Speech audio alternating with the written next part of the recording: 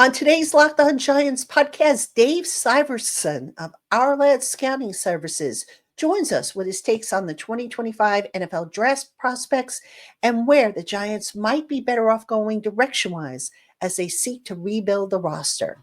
That's coming your way next here on the Locked On Giants podcast.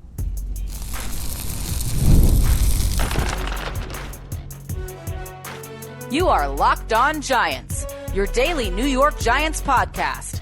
Part of the Locked On Podcast Network, your team every day. Hello, New York Giant fans, and welcome to another edition of the Locked On Giants podcast, part of the Locked On Podcast family, your team every day. I'm your host, Patricia Trainer, credential member of the New York Giants media for Locked On, as well as for New York Giants on SI, which is where you can find all my written work. And as always, welcome on into my Blue Crew community members, my everydayers, my newcomers, and everybody in between. Thanks so much for spending part of your day with us here on the Locked On Giants podcast. And on today's show, the offseason now officially is here. The Super Bowl is in the books. Congratulations to that team down the turnpike for winning. You know, they dominated, so I tip my cap to them. And, you know, you look at how that team was built from the inside out, and, you know, it gives you kind of a bunch of ideas. And, you know, with draft season coming up, I'm so happy to welcome in this next guest of mine. He's a first-timer to the show. Hopefully it won't be the last time he's here. A lot of you Giant fans know him. He goes by the nickname Our Lad Cy, but he's David Syverson of Our Lad Scouting Services. Cy, welcome on into the program. Patty, how are you? Thanks for having me on. Always, always. So, Cy, we got a lot to talk about. And I think, obviously, we've got to start with the quarterback situation. So much debate. Cam Ward, Shedeur Sanders, trade down, go with a veteran. Let's start there if we could. You know, overall, if you're Joe Schoen, what makes the best sense for the Giants, given the state of this quarterback class, given the state of the free agents class? What would you do at quarterback if you had your druthers? If it was just up to me and my back was not up against the wall and I was guaranteed that I would have a job beyond the 2025 season, I probably would pass on quarterback at number 3 overall. And I know that sounds crazy because it's probably one of the biggest holes in the NFL is the Giants quarterback room right now. They don't have anybody on the roster, let alone a veteran that can compete with a rookie. But with that said, these guys, their backs are up against the wall. They're going to have to show something. And this is why I go back and forth. Are you going to rely on a rookie and rush him into action? Or can you kind of parlay this a little bit with a veteran that can at least get the season off the ground? And maybe you do run into the next version of Baker Mayfield, Geno Smith, Sam Darnold, a former failed face of the franchise that gets revitalized in a new system and in a new environment. I mean, that has to be in the back of their mind because you remember what Brian Daboll said after that win against the Colts is, hey, it's amazing what happens when we have a quarterback that gets the job done, a veteran quarterback that gets the job done. You're going to have a few guys available. So to me, you go after a veteran at some point to help stabilize the ship and increase the floor, raise the floor of this offense. But you have to draft a quarterback at some point. It just doesn't have to be at 3. Speaking of which, I mean, the top 2 quarterbacks in this class are said to be Cam Ward, Shedeur Sanders.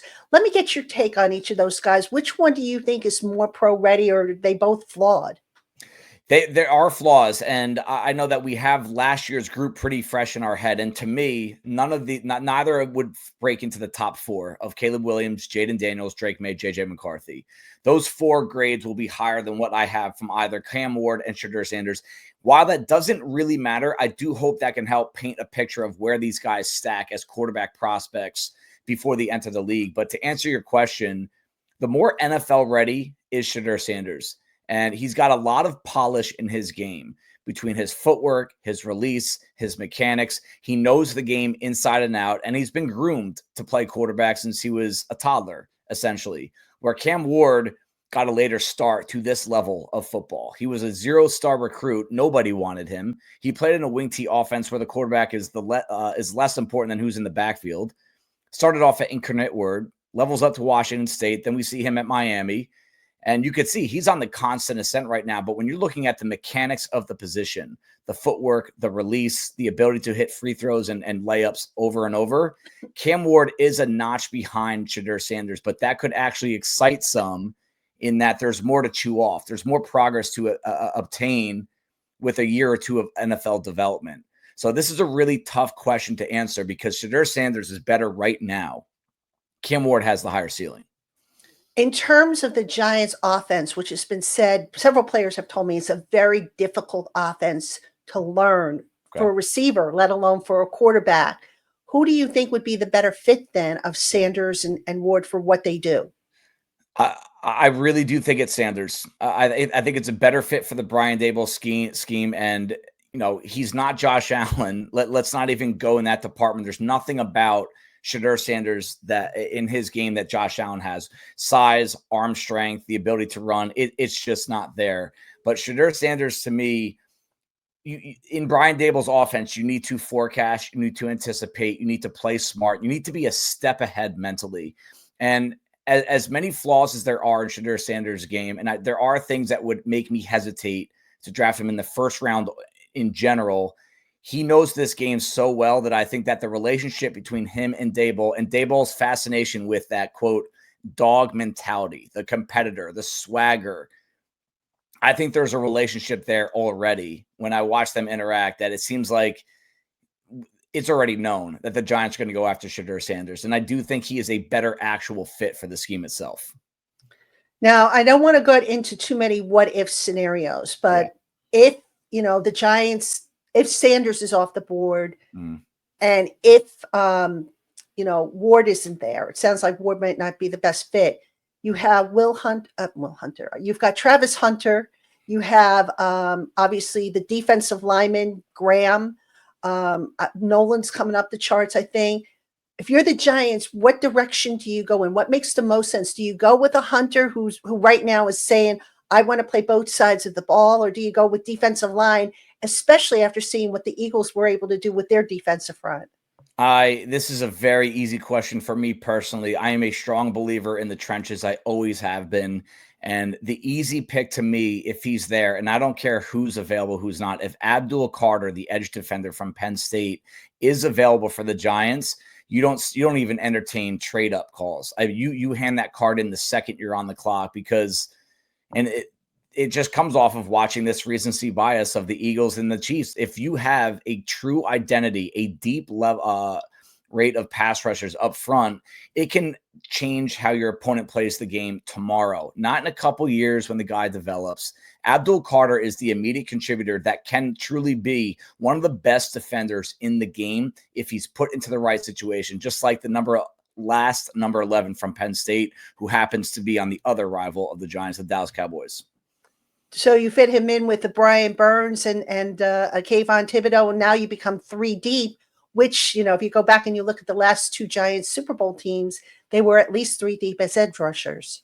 Yeah, and that's where I know you look at the R-Lads depth chart and you say, hey, they're already good there. Well, are they? To me, Kayvon Thibodeau is a little bit of an unknown in terms of long-term projection for the Giants, but also in the league. Is he truly ever going to be a 12 to 15 sack per year kind of guy? Or is he going to be what we've seen over the past years? A lot of up, a lot of down, and not a bad player by any means. I think there is a value in Kayvon Thibodeau, but as Ernie Accorsi used to say, you can never have enough of these guys that rush the passer for two reasons. A, watch what we saw last night. You have multiple guys rotating in and out to keep them fresh.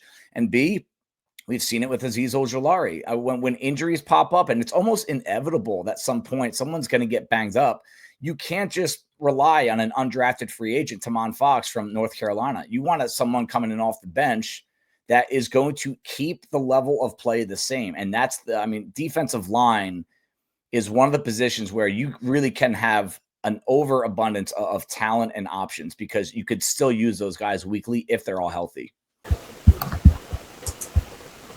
Hey, Giant Fan, when the game tips off, the NBA action is just getting started, and there's no better place to get in on it than FanDuel, America's #1 sportsbook. With FanDuel, you can place live bets throughout the game so that even if you miss the opening tip-off or you want to bet on a fourth quarter comeback, you can stay in the action. And if you're looking for a bigger payout, you can even combine your live bets into a same game parlay. The app is easy to use, and when you win, you get paid instantly. Right now, new FanDuel customers can get $150 in bonus bets if your first $5 bet wins. Just visit fanduel.com to join today. That's fanduel.com for your shot at $150 in bonus bets. Make every moment more with FanDuel, the official sports betting partner of the NBA. All right, Dave, Sai, I want to go back to the quarterbacks for a second. Yeah. If you're not drafting a quarterback, in your opinion, if you don't think there's a guy that you absolutely have to take in the first round, let's talk about some of the day two picks. And then I want to get your take on who you think is the cream of the crop for the day two picks. And then part two of my question is, would you trade back up into the bottom of the first round so that you get the extra year on them, if you can pull it off?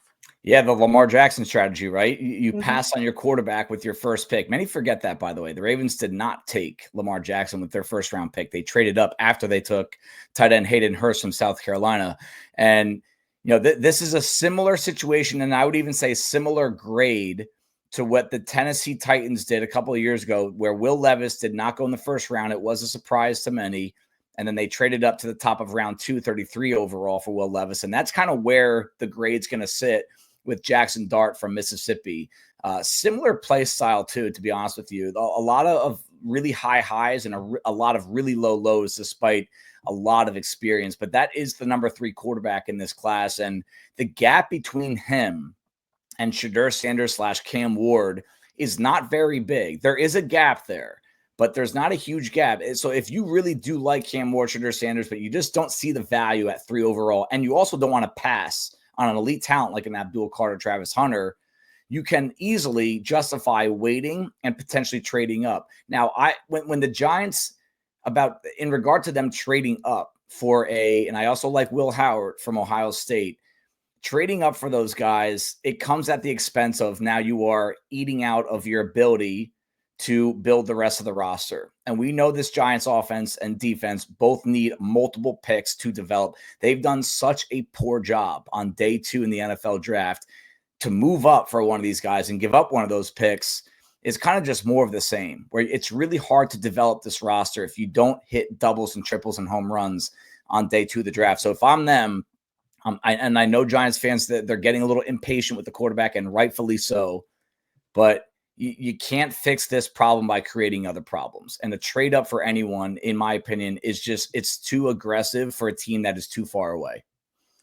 Yeah, I mean, it makes sense in one regard because now Yeah. you get the option year onto Yes. the contracts, especially if you're not going to play the quarterback right away. Instead of having 3 years, now you have possibly 4 to see what you got. But I can see your point. And, people say trade up from 3 to number 1 to get your quarterback. And I think that's just ridiculous. Yeah, I don't see it. And again, if you fall in love, I see it from my perspective. I don't see these guys being worth it. But if you have conviction of a guy, if you're making the call, Patty, and you're like, hey, I have conviction of Cam Ward, and I'm afraid he's not going to be there if we wait, you go for it. There really isn't too high of a price in most cases for the quarterback, because they rule all. It's the number 1 route to turning this thing around is you got to find the quarterback. And if you have conviction, you make the move up. The Giants got criticized for what they did with the Eli Manning trade back in 2004. It worked out pretty well, right? So it happens often but it could also rear its ugly head. The Niners trading up aggressively for Trey Lance, and, they hit the jackpot with Brock Purdy in the round with Mr. Irrelevant pick a year later. I mean, there's a lot of different ways to turn this thing around, but we all know the quarterback rules all. So if you have conviction, you go for it. Now, outside of quarterback, obviously being a big position need, and defensive line, which is also huge, cornerback is a big need for this team. When you look at the draft class, the strength of the draft class versus the strength of the free agency class, where do you think the Giants would be best served to really devote their resources to? If they have enough money, I would like to see them put that money into the cornerback spot. And again, cornerbacks don't grow on trees, and it's very rare to see a good corner really make his way to the market, because when you have one, you want to pay him. But every year, I would say there's 1 or 2 guys that could come in at least raise the floor of what this secondary has become. And Deonte Banks, he's such an unknown because the talent is there and he has made a lot of quality plays on tape, but he's an unknown. But he doesn't cost a lot of money. And that's why I think you can justify spending money at this position. I'm a big fan of Byron Murphy. This is a kid I've had my eyes on since he was at Washington. He's had good success in Minnesota, good success in Arizona.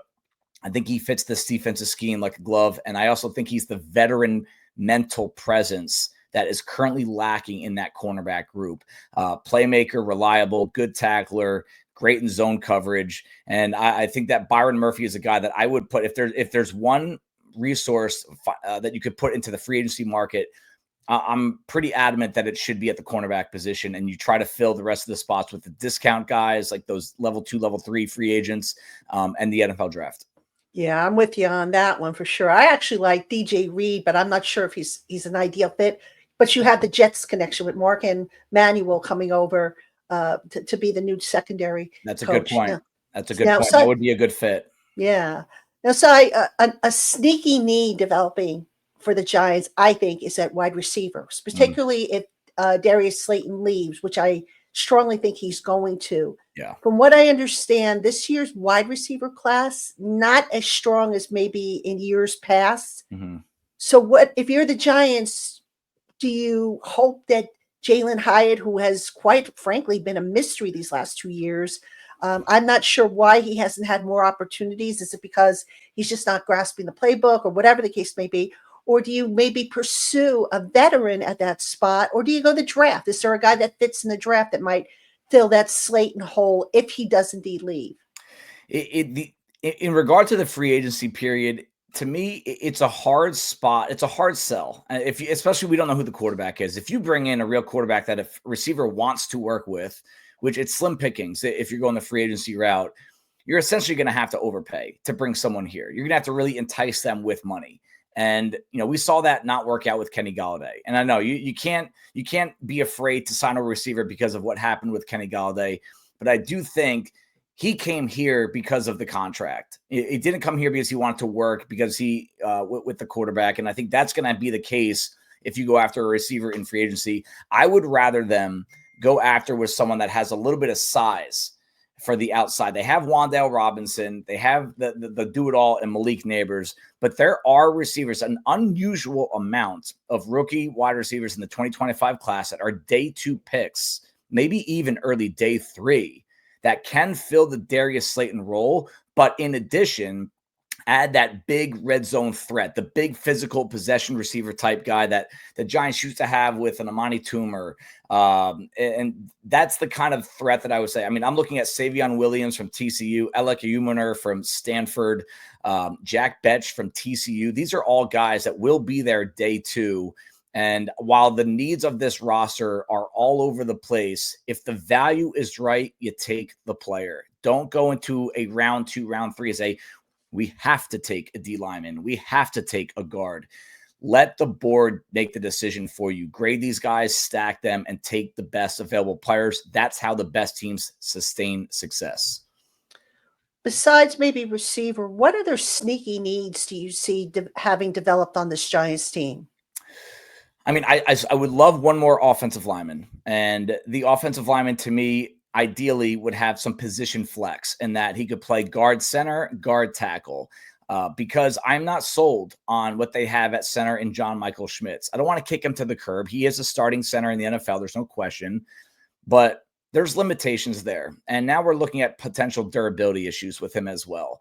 And I've seen enough out of him that I'm not sure he should be the guy moving forward for the long-term future. We don't need to draft a replacement for him this year, but there should be someone that you can get into your system, but maybe you start him off at guard. There's a couple of small school guys, Gray Zabel from North Dakota State, Jackson Slater from Sacramento State.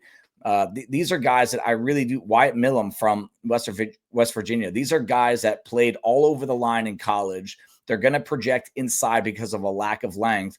But while you get them in here, you kind of just feel out what is your situation going to be next year. Because remember, the draft is not about 2025. It's about 2025 and beyond. So if you look at that roster and you see, hey, we don't know who's playing right guard or center in 2026. let's get the guy in the building now. And maybe you find your day 3 pick that ends up being a starter for a long time. It does happen every year in the NFL. Sai, who are some of your sleeper picks that you think would be ideal Giants, maybe day 3 guys that nobody's really talking about? Yeah, so a day 3 guy that I really do like along the defensive line is Riley Mills from Notre Dame, a really big, physical, heavy-handed guy. He actually got hurt end of the year. He'll be fine, nothing overly serious. But he's a guy that played multiple positions along the Notre Dame front, and I've been watching him for 2 years. He's been on the Bruce Feldman freak list just for an unusual amount of physical traits that took a little bit of time for them to really show up on the field, but he was the best defensive lineman on that team. And there's multiple pros coming out of that system. And he's just a really kind of reliable, heavy-handed dude that can play inside out. And there's a lot of pass rush potential there. And that's the Giants. If they can get one more guy next to Dexter Lawrence that can, not be a specialist, not be an Elijah Chapman, be someone that can come in and play every down, that would be a great name to look for. Riley Mills from Notre Dame. There's a couple tight ends in this group that I really do like. And there is, in my opinion, going to be a spot open for a tight end behind Theo Johnson, who is still kind of like that young wild horse that still needs to kind of hone in. We like him, right? We like the flashes, but we're not there on him yet. He still has a lot of development to do. And if you could play a 2 tight end package or hedge his potential there, there's a couple guys I really like. Terrence Ferguson, who I saw down in Mobile at the Senior Bowl from Oregon, is a really well-sized, great footwork, great hands, great feel, the kind of tight end that just makes life a lot easier for the quarterback on third down and near the red zone because he knows the game, he feels the game, and he's excellent at getting open. Last one, the running back class is something that is probably one of the best. Patty, it might be the best running back class I've ever scouted. I've been doing this for 12 years now. Just it's top heavy, it's deep. There's going to be day 3 talent. The Giants, they have Tyrone Tracy, who I think could be a really solid piece for a long time. Devin Singletary, who's going to be here for another year, probably. Eric Gray, we don't know. There's a few good running backs in this class that I really like. But if you want to get someone that you can put on the back end of the depth chart and say, hey, he might be our day 3 back that can really burst onto the scene later on, it's RJ Harvey from Central Florida. I was really high on Bucky Irving at this time last year. I thought he was a day 2 caliber back. He went in round 4. He, in my opinion, was one of the main reasons Tampa Bay made the playoffs, won the NFC South again. RJ Harvey is an excellent pass catcher. He's built really low to the ground. He's tough as nails, and he has runaway speed. Hey, Giant fans, football season may be over, but basketball season is in full swing, and there's no better way to stay in the game than with Prize Picks, the best place for daily fantasy sports. With Prize Picks, you pick more or less on at least 2 player projections, and if you're right, you can win up to 1,000 times your cash. Prize Picks is quick and easy. You can set up your lineups in less than 60 seconds, and their fast and secure withdrawals means that you can get your winnings in as little as 15 minutes. Plus, weekly promos like Taco Tuesday give you discounted player projections for even better value. Download the app today and use the promo code LOCKEDONNFL to get $50 instantly after you play your first $5 lineup. That's code LOCKEDONNFL for $50 instantly after you play your first $5 lineup. Prize Picks, run your game. Hey, Giant fans, if you're looking to join an exclusive community of Big Blue Faithful, where you can discuss the team and receive inside information in a toxic-free environment, then you need to check out the Blue Crew community for Locked On Giants. Members get access to our exclusive by invitation only Discord channel, where we can talk with one another, ask questions, get breaking news, and so much more. Plus, as part of the Locked On Giants Blue Crew community, I text exclusive updates and info directly to your phone, and you can communicate with me via text one-on-one. So come see what it's all about with a free 14-day trial.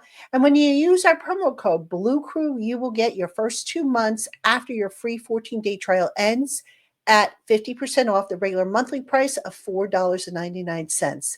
If you don't like it, cancel before the trial ends and owe absolutely nothing. For more information or to register, visit joinsubtext.com/LockedOnNYGiants and be sure to enter that promo code Blue Crew, BLUECREW, at the top of the page for your 2-month discount after your free 14-day trial ends. Text and data rates may apply. Please see your carrier's plan for details. So one of the dangers I think the Giants made back in the early days when they had Wink Martindale here is they got players who were specific to that scheme. And then, of Mm. course, there was a coaching change. And when Shane Bowen came in here, a totally different scheme. That being said, this Giants regime, including Joe Shane, they're on a grace period, if you will. So when you look at the candidates in this draft class, how how would you say they rank as far as if there is a change after this year that a lot of these guys can easily adapt if another coaching staff comes in and has a totally different scheme than what's being run? I mean, it's a great question, and you see this all the time in the NFL. We've seen Chicago go through this multiple times over the past, 6 to 7 years. This regime has their back up against the wall, and if they don't turn it around, they're out. So now it kind of puts all these young players in a really tough spot, and you almost don't criticize Joe Shane for saying, "Hey, we are going after this year because I need to save my job," and that's not always the best approach for the long-term future. And should it really go in? Should Joe Shane impact his decisions based on him not being here next year? Absolutely not. It's just more of like the fans and the team, the ownership. They're the ones that suffer the consequences from that kind of situation. But I do believe that the best coaches in the NFL are so able to adapt their scheme, their roles, and their styles to the players that come in the building. I think the gap between the best coaches in the NFL and the worst, or even the best and the average quarterback NFL coaches, are the ones that is a bigger gap than what we see at quarterback. The coaches that can really adapt everything to the players that they have are the ones that sustain success, because the game changes, situations change, and you can't just kind of pigeonhole yourself into one player, or one type of player. So I strongly believe that the Giants, they need to pursue wins in 2025. They need to pursue progress, and if that means it's going to be scheme specific, so be it. But the teams that do this the best are the ones that just adapt to whatever players come into the building. So that being said, getting back to the quarterback situation, it sounds almost like they would be best off hitching their wagon to a veteran who has maybe played in multiple schemes as opposed to, investing in a rookie. And now you have a Caleb Williams situation like you have in Chicago. Yep. Yeah, I think the move is get a veteran in here, and he's the starter for 2025, period. And then you still use a pick, including number 3 overall. But if I'm the Giants and I have to make the decision and my back is up against the wall, I'm going after someone, a proven quarterback that has had some success, not a lot, not consistent success, just a guy that I know can do it. And yes, the cherry on top would be that he's done it in multiple schemes. Russell Wilson is a guy that I think makes a lot of sense for the Giants. And I know they had some interest in him last year, not because he's going to lead them to the Super Bowl, but I think he can steady the ship and raise the floor while also in a parallel universe, develop the long-term future quarterback. Or honestly, you punt at quarterback in the draft until next year, where the group is most likely going to be a lot stronger. Yeah, but if you punt till next year, there's no guarantee you're going to be drafted in the top 10 or any, the That's a great top, point. unless you trade down and you get more assets, or unless you luck out and you get comp picks Yep, along the way, or you're trading a guy. So it's kind of a risk either way. But it is. but no, I'm totally with you on that. I mean, I can't see forcing a quarterback, just for the sake because you don't have one. So, a final question for you: you look at the way the Eagles were built. I mean, let's give them credit. Howie Roseman is a genius with how he put that roster together.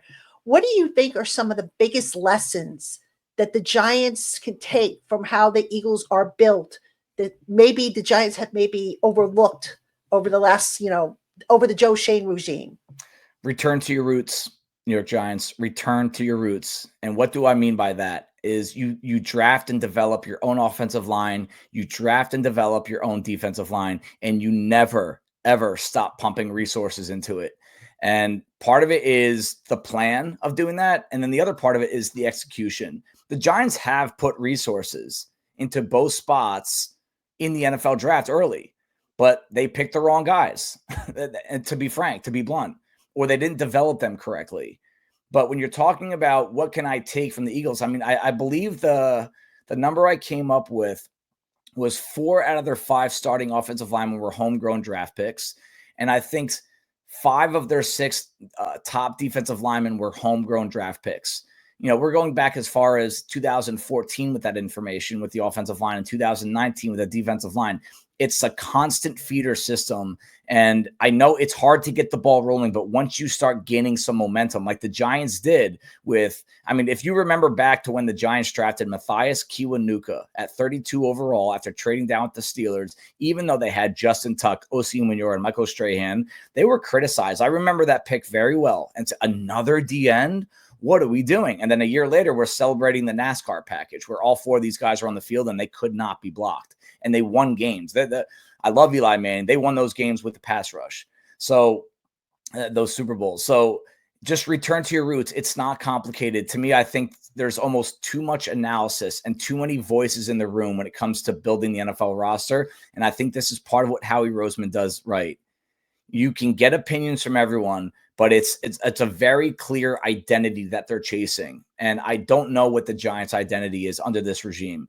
To me, you got to pursue big, fast, physical, and stop with the tough, smart, dependable stuff. That's very subjective. You never have a real label next to it. Big, fast, physical in the trenches. They make other players better. It doesn't work the other way around. Yeah, absolutely. And then the other part of it, you mentioned the development. If you go back and you look, now Carmen Brasillo, I'm very high on him as an offensive line coach, but James Ferentz, James Ferentz, let's not forget him. But yeah. If you go back and you look at some of their other offensive line coaches before them, I can't say that they were top of the line guys. I mean, I don't know if you agree or not. I'm not in the room, so I can't say that the coaches are doing well or not, but I can tell you this. There's a lot of guys that come here that did not play well. They go somewhere else. They do play well. I mean, Kevin Zeitler, Will Hernandez, Eric Flowers, all these guys got better after they left. They didn't become stars. They weren't very good players. We know that. But, even Ben Bredesen played better with Tampa Bay this year than he did last year with the Giants. I mean, it's just one after the other. And if it happens often over and over like that, coaching can definitely be pointed at. Yeah, for sure. And that's why, hopefully, regardless of what happens at the end of the year, they find a way to keep Brasillo and Ferentz, because the two of them, I thought, given what they had to work with last year, and give them some more guys in the pipeline, an offensive tackle, which they never really had a good candidate there, I agree. Forcing Izzuto over to left tackle, that was just a head scratcher. I mean, there's definitely a swing tackle needed. I think they could use another interior lineman, just again for depth. I'm not looking for a starter. The right guard spot worries me a little bit, but I want to see these guys try Evan Neal at right guard. I would love 2025 to be a right guard competition between someone we don't have on the roster right now, Evan Neal and Josh Ezeudu. Best man wins, and then you also have depth with the guys that don't win that role. Absolutely. Well, we'll see if they do it. I think that they wanted to put Evan Neal at guard last year, but the ankle injury, I think, set them back with that. But I do think that was the plan. But anyway, Cy, I appreciate all your insight. He is Our Lad Cy. You can find him on Twitter. And of course, check out ourlads.com. They have a lot of free stuff as well as a subscription service. They do a really good, thorough job. We'll put a link in the show notes if you want to check them out. But again, that website is ourlads.com. Yep. Cy, thank you as always. And hope to have you on again some other time. Absolutely, Patty. Thank you. All right, Giant fans, that's going to do it for this edition of Locked On Giants. Make sure you keep it here all week long. We're still 5 days a week. We're going to get into the thick of the draft coming up. The combine is coming up. Free agency is coming up. So much more still to come, because there is no such thing as an off season anymore. So anyway, we will see you tomorrow, Giant fans. Have a great one.